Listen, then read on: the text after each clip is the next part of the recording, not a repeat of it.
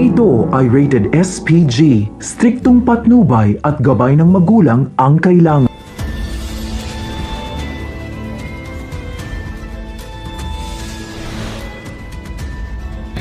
Mga kaibigan, sa painit na eksena sa Stolen Life na kung saan nga ay napakalaki nga ng problema na pinagdadaanan nga ni Lucy dahil nga sa pagkawala ni Darius at wala siyang ibang maaaring pagbintangan ay walang iba kundi itong si Para. Kaya naman sa pakikipag-ugnayan nga ni Lucy sa pulisya ay talagang sinabi nito na kailangang mahanap nga itong si Para dahil naniniwala siya na ito lamang ang siyang nakakaalam kung talagang nasaan nga itong si Darius. Samantala ito namang si Para ay naroon mismo sa tahanan nila ng kanyang ina na kung saan nga ay tila may hinahanap nga ito at ito marahil ang kanyang gagamitin upang maisakatuparan nga ang kanyang masamang plano. At nang matagpuan niya nga ang bagay na ito at maging ang notebook o libro man iyon na kanyang hinahanap at maging ang kwintas na maaaring magamit niya ay talaga naman nang marinig niya ang boses na may naghahanap sa kanyang mga pulis ay bigla na lamang itong nag-umisip ng paraan kung paano niya maitatago ang bagay na iyon. At dito nga ay naisip niya na palabasin na siya ay buntis upang maisuksok ang bagay na iyon sa kanyang tiyan.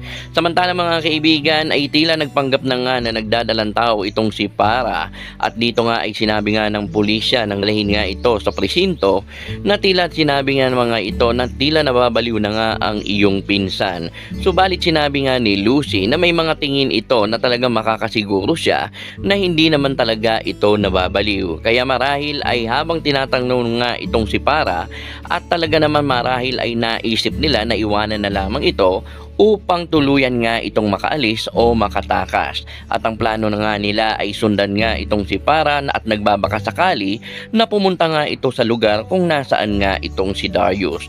Subalit mga kaibigan ay bigungang malaman ni Lucy kung nasaan nga ang kanyang asawa at dito ay lalo lamang siyang naguluhan at namroblema dahil nang sabihin ni Para na maaaring patay na nga itong si Darius. Kaya naman mga kaibigan, sa pag-uwi nga ni Lucy ay tila naguguluhan na nga ito at umiiyak sapagkat maaaring nag-aalala siya sa mga sinabi nga ni Para na maaaring tinapos na nga itong si Darius. Subalit mga kaibigan, isang bagay na lamang ang maaari niyang gawin upang matagpuan nga ang kanyang asawa ay sa pamamagitan nga ng astral projection na kung saan nga ang kanyang kaluluwa ay maaaring humiwalay upang mahanap nga itong si Darius. Samantalang mga kaibigan ay humingi nga sila ng tulong kay Apong Berta upang maisagawa nga ang bagay na iyon at dito marahil ay hindi siya nabigo at sa pamamagitan noon ay natagpuan niya nga kung saan eksaktong lugar naroon ang kanyang asawa.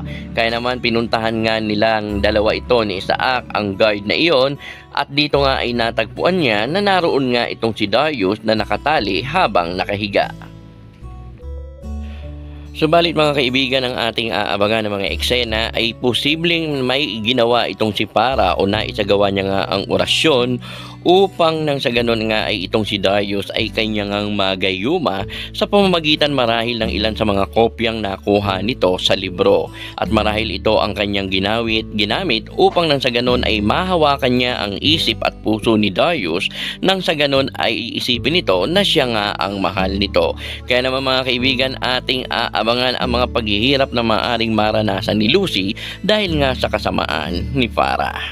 At dahil nga sa orasyon o bagsik ng gayuma na ginawa nga ni Para kay Darius, kung bakit gayon na lamang hindi nito makilala ang kanyang asawang si Lucy at nagagawa ngang masaktan ni Darius itong si Lucy. Kaya naman mga kaibigan, ating abangan kung magagawa nga bang labanan ni Lucy ang ginawang orasyon nga ni Para upang nang sa ganun ay muli niyang mabawi muli itong si Darius.